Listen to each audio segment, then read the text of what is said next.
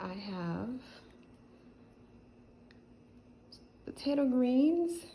There's a lot of potato greens in here. I squished it in. I have to wash them very well, obviously. You can see that's clay because we have clay as soil where I live.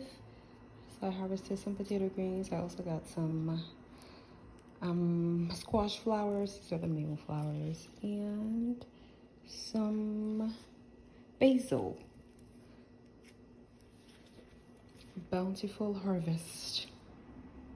Indeed.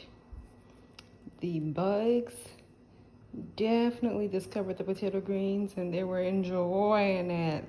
First I had one bug friend enjoying it, and then I noticed at least 4 other ones in the last few days. So I harvested these babies.